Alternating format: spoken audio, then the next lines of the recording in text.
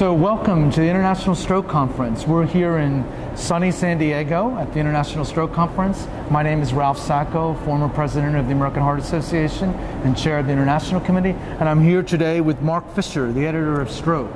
And we're here to talk about the journal Stroke, which is the premier journal in stroke in the world.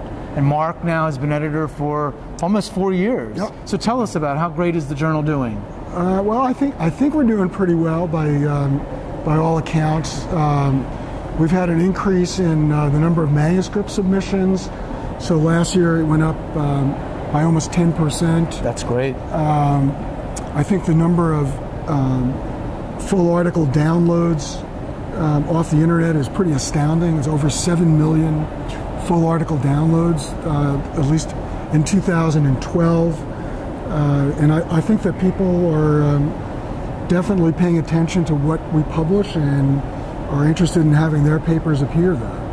What new initiatives have you done in the last few years as journal editor to make the journal Stroke even better for the readership?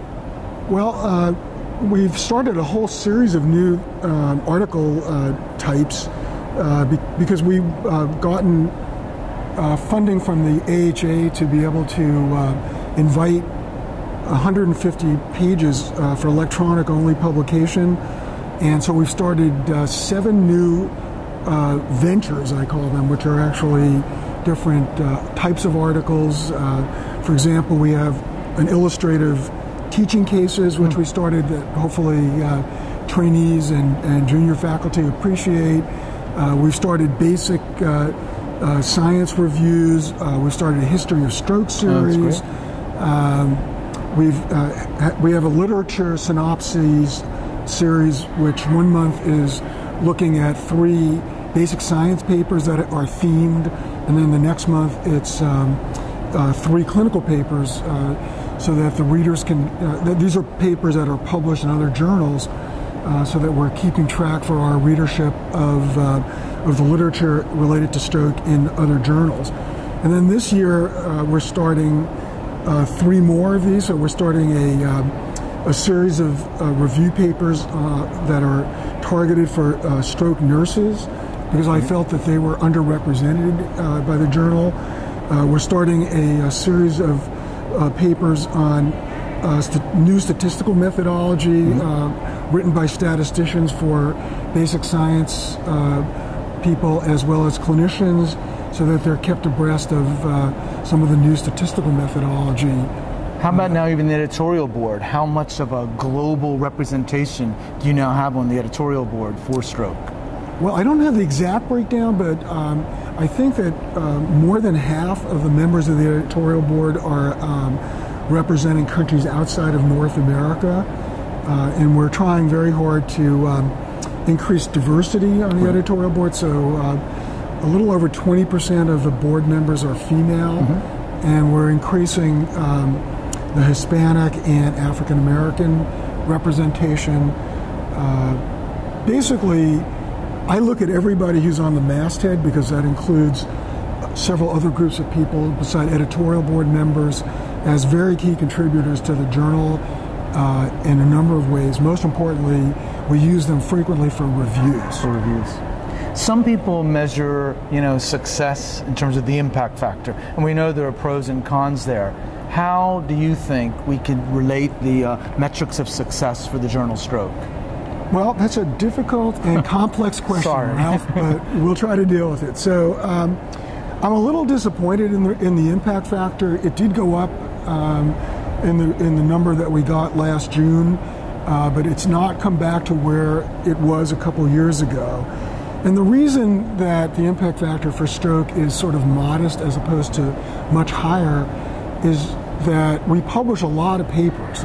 And so if you publish a lot of papers, that is the denominator for the calculation of the impact factor, dividing that number into citations. And since we're by far the leading journal in the field as far as visibility and publication numbers, it's very hard for us to have a high impact factor because we publish a lot of papers. But if you look at some other metrics, which I think are important for judging the impact of a journal, We're number 2 in both the peripheral vascular disease journals and clinical neurology in the total number of citations, and also another metric called the eigenfactor, which factors into the citations where they appear, so that you get a higher eigenfactor if your articles are cited in journals with higher impact factors. And so we're number 2 in both the peripheral vascular disease field and clinical neurology for eigenfactor. That's great. So the journal has grown tremendously under your leadership. You know, we enjoy working with you, and I want to be one of the first to congratulate you on the David Sherman Lecture Award. Dr. Fisher has received the David Sherman Lecture Award, where he'll be giving a lecture at the International Stroke Conference this year. What are you going to be talking about? Well, I decided that I wanted to talk about a big picture issue, which is sort of my modus operandi usually. Right. And as Ralph knows quite well, because he's been involved with helping me formulate this concept, that we really need to do something to ensure that we have an adequate supply of future productive academic stroke researchers.